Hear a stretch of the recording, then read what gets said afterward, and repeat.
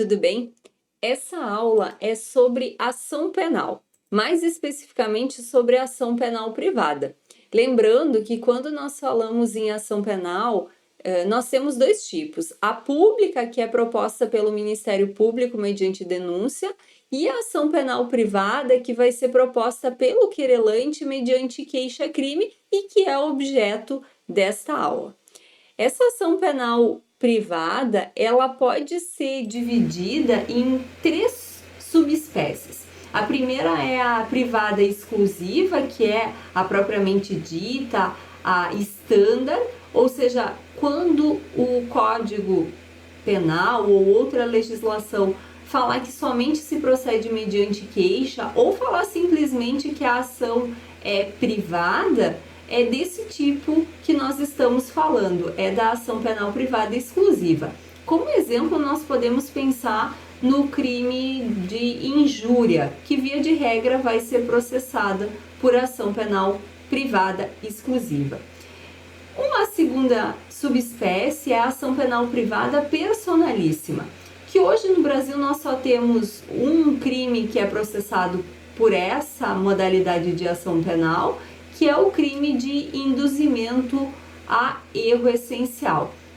É um crime em que um cônjuge é enganado pelo outro e quem engana oculta do seu cônjuge, do seu noivo, justamente essa questão que para o outro é essencial e que não é um casamento anterior. Então a gente pode pensar numa doença grave como o HIV, a gente pode pensar em uma condenação criminal por um crime grave como o crime de estupro de vulnerável, que torna a convivência impossível. Então é necessário que o cônjuge enganado primeiro promova a ação anulatória do casamento, isso é feito lá na esfera civil, e depois dessa anulação do casamento no civil é feita a ação penal privada personalíssima aqui na esfera penal. É personalíssima justamente porque só o cônjuge enganado pode propor essa ação penal. Se esse cônjuge enganado vier a falecer, o CAD, ou seja, cônjuge ascendente, descendente ou irmão, não pode seguir nem propor essa ação penal. A terceira modalidade é a ação penal privada subsidiária da pública.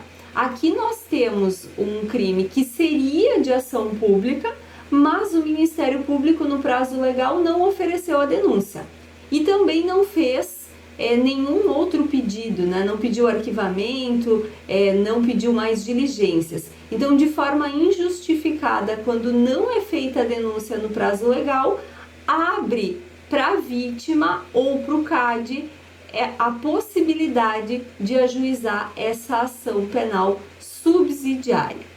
Na sequência, nós temos aqui quem pode oferecer a ação penal privada. Então, o ofendido, né, a vítima, é o seu representante legal. Se nós tivermos a morte da vítima ou a declaração da ausência, de regra, o CAD também pode propor a ação penal privada. Então, cônjuge, ascendente, descendente ou irmão, e é exatamente nessa ordem. Então, começamos com o direito do cônjuge e depois vamos para o ascendente, para o descendente e, por último, para o irmão. E também, se nós tivermos uma pessoa jurídica que foi vítima, nós podemos falar também nessa possibilidade da própria pessoa jurídica fazer a ação penal privada.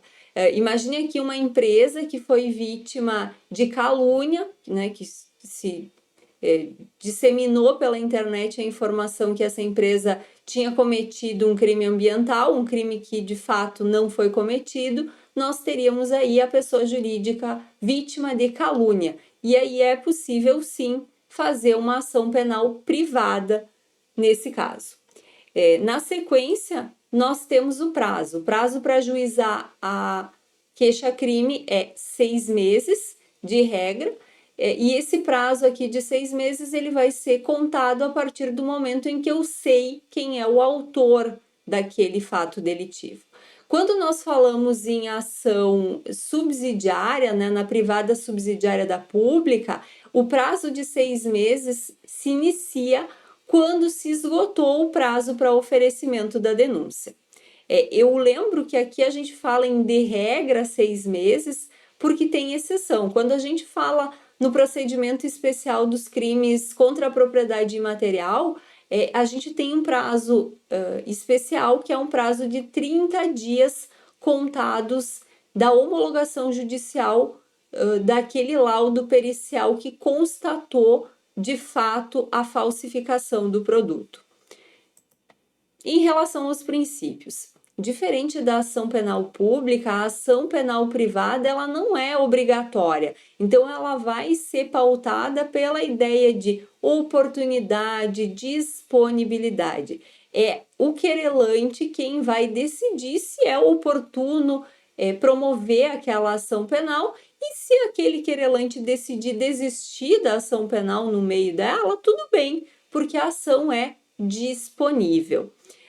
Também lembro que, diferente da ação pública, a ação penal privada é indivisível.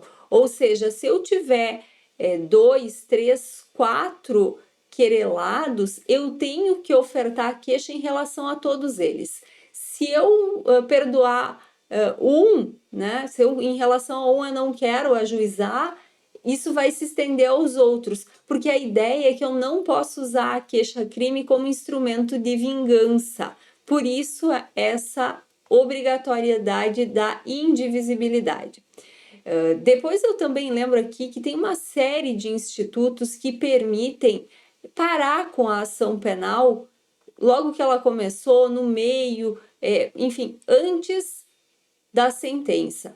Aqui a gente pode falar em renúncia ao direito de queixa, o perdão aceito, a perempção, que é quando o querelante é intimado e não toma as providências, não vai para audiência, enfim, o arquivamento por ausência injustificada do querelante em audiência ou por não constar expresso pedido de condenação lá nas alegações finais. Lembrando, a ação penal privada, como eu já disse, ela é disponível. É por isso que nós temos essa série de situações que permitem o arquivamento e a extinção da punibilidade do querelado. Também lembro que a procuração para ajuizar a queixa-crime é uma procuração com poderes especiais. Então, eu preciso fazer constar expressamente o poder especial para ajuizar a queixa-crime, e eu também preciso da descrição do fato com menção à autoria. Sim, isso fica dentro da procuração. É super estranho, mas é o correto.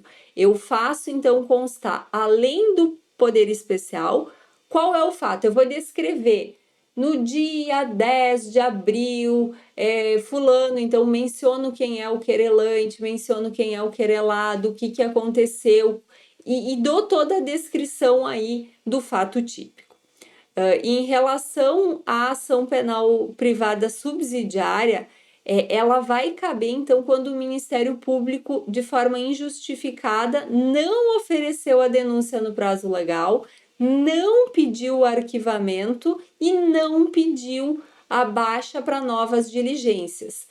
Se ele está fazendo qualquer outro tipo de situação, levantamento, enfim, que não esses três, cabe fazer a ação penal privada subsidiária. Como eu já mencionei, aqui nós temos um direito constitucional que consta lá no artigo 5º da Constituição Federal. Na queixa subsidiária, uma vez que ela foi proposta, o Ministério Público pode editar, pode repudiar essa queixa, se ela for inepta, e também pode oferecer uma denúncia de forma substitutiva. A atuação do Ministério Público pode ser feita também como assistente litisconsorcial, e se eventualmente o querelante deixar essa ação penal abandonada, o MP pode retomar a titularidade dessa ação principal. Isso tem previsão expressa na legislação. Com isso, a gente encerra essa aula sobre ação penal privada. Eu espero que você tenha aproveitado e até mais. Tchau!